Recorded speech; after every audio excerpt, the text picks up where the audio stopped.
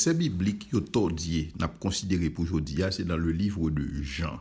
Encore une fois, n'a considéré deux textes. Premier texte, c'est dans Jean 10, le verset 34, mais n'a commencé depuis le verset 33.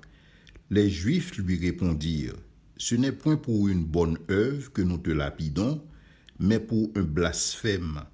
Et parce que toi, qui es un homme, tu te fais Dieu. » Jésus leur répondit, « N'est-il pas écrit dans votre loi, j'ai dit, vous êtes des dieux?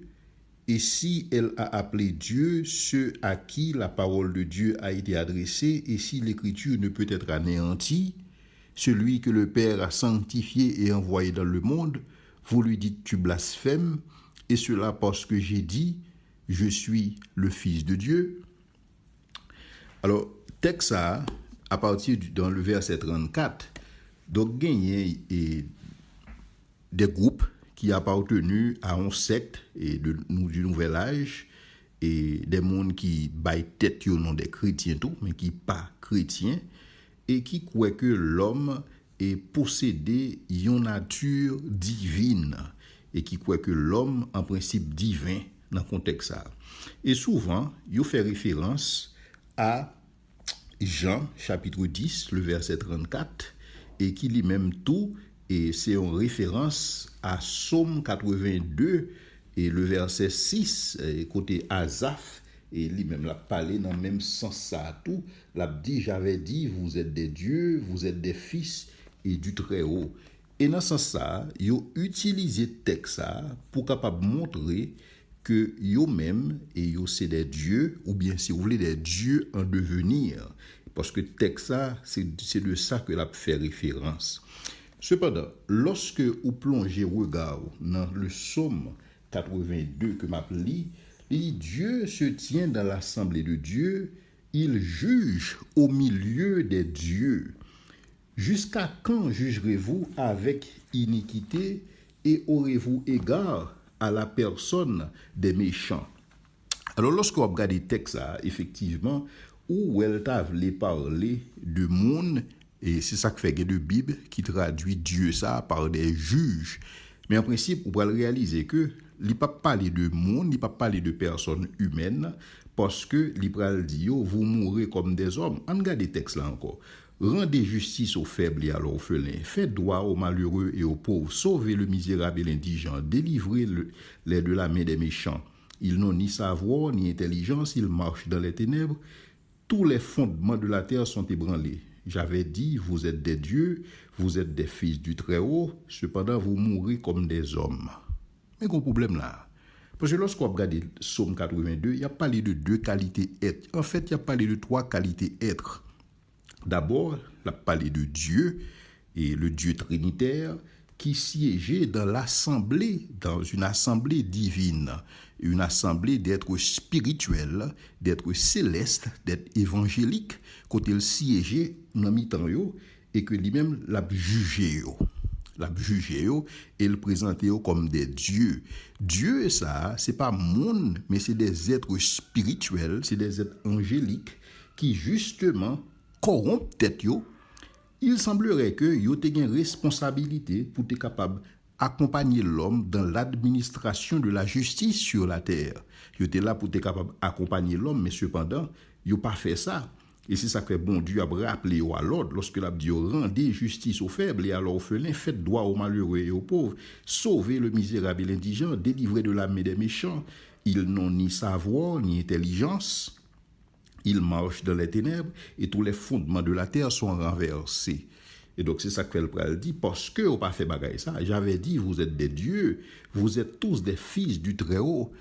En principe, explique alors, expression ça, bon Dieu pas utilisé pour nous. Et lorsque vous lisez par exemple dans Genèse, lorsque les fils de Dieu virent les filles des hommes et que comment ils corrompent nature, lorsque vous lisez dans Jude a expliqué au sac passé, c'est des êtres angéliques qui prennent une forme humaine et qui a corrompu avec les enfants des hommes.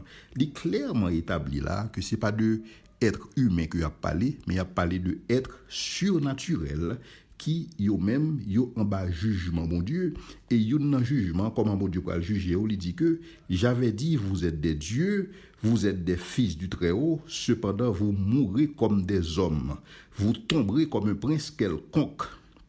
Lève-toi, ô Dieu, juge de la terre, car toutes les nations t'appartiennent. Il y a un monde qui parlait en pile sous contexte l'Assemblée divine, c'est Dr. Michael Heiser qui interprétait le texte dans Deutéronome 32. Et côté bon Dieu, c'est à partir de là, il était établi des êtres spirituels pour être capable d'accompagner les êtres humains au niveau de responsabilité, administrer la terre.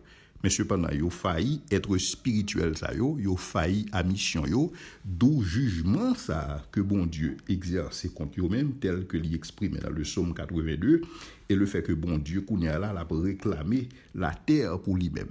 Et c'est une mission que Jésus-Christ a venir, c'est repousser force ténèbres et reprendre contrôle. Et donc, lorsque vous regardez le texte, que mon interprété à partir de les dieux, lorsque vous parlez des dieux, ils confondent ensemble avec moun, des fois ils interprètent comme des juges d'Israël, et lorsque vous confondez avec moun, ils viennent présenter, c'est comme si on a dit, moun, ils sont forme de Elohim tout, c'est-à-dire qu'ils ont une nature divine, ils sont des dieux en devenir, et donc le ça, ou fait des sectes qui exploitent les bagailles, ça qui fait moun connaître bon Dieu, qui mettent un paquet de bagailles dans l'esprit monde, alors que nous-mêmes, nous c'est des êtres naturels, nous c'est des êtres humains, en contraste par rapport à ça que le texte a fait référence à des êtres surnaturels. Deuxième texte que nous avons considéré, c'est dans Jean 18, le verset 20. Mais Jean 18, le verset 20, pour nous capables de comprendre bien, nous avons commencé à partir du verset 19. Le verset 19, le souverain sacrificateur interrogea Jésus sur ses disciples et sur sa doctrine. Jésus lui répondit, « J'ai parlé ouvertement au monde. J'ai toujours enseigné dans la synagogue et dans le temple, où tous les Juifs s'assemblent. Je n'ai rien dit en secret. » Lorsqu'on lit le texte, on va regarder que Jésus lui offrit ouvertement l'évangile. Et Jésus lui offrit à tout le monde qui voulait tendre. Jésus-Christ n'est pas un gourou qui a présenté un mystère que personne n'est pas capable de comprendre. Mais cependant, Jésus-Christ lui parlait ouvertement. Cependant, on a besoin des sectes, par exemple, des sectes pour Rosicruciens, la Rose-Croix, ils même exigé un rythme d'initiation pour que le monde capable de vivre dans le groupe, afin que soit capable d'avoir accès à la connaissance. Et le plus souvent, l'initiation, ça, impliquait des rites occultes avec des connaissances secrètes et qui par public que le monde n'est pas capable de connaître, le commun des mortels pas supposé qu'on ait, avec des frais que vous supposez payer pour capable accéder à un enseignement que vous capable d'offrir. Et donc, mormon, vous abordé dans le même sens, avec des rites secrets que vous pratiquez dans les temples, particulièrement pour ce qu'il s'agit du baptême des morts et pour mariage éternel que vous célébrez dans le temple. Mais tel n'est pas le cas pour la personne de Jésus-Christ, tel que l'est enseigné dans Jean 18, le verset 20. Côté Jésus-Christ, il fait tout enseignement ouvertement. Et c'est ça que l'il dit. Il n'a pas fait rien de secret. Donc, j'ai parlé ouvertement au monde et j'ai toujours enseigné dans les synagogues, dans le temple où tous les Juifs s'assemblaient. Je n'ai rien dit en secret. Donc, tout le monde qui t'a voulu utiliser la Bible pour montrer qu'il y a des connaissances particulières, il y a des connaissances secrètes qui sont capables de découler dans la Bible, que le monde ne connaît pas et que c'est seulement les initiés qui sont capables de gagner accès à lui-même, son manque de compréhension de la nature de l'écriture, son manque de compréhension de ça que bon Dieu voulait révéler. Bon Dieu n'est pas capable de révéler bagaille à nous-mêmes et puis pour le cacher en même temps. Et c'est ça que Moïse était clair avec les enfants d'Israël lorsqu'il dit les choses cachées sont à Dieu et les choses révélées sont à nous et à nos enfants. Lorsque nous en face des Écritures, lorsque nous en face la Bible, nous avons considéré les choses révélées à nous et à nos enfants. Donc, pas de secret là-dedans, pas de rite d'initiation là-dedans, même genre dans la Rose-Croix, pas de rite d'initiation, même genre avec le mormonisme.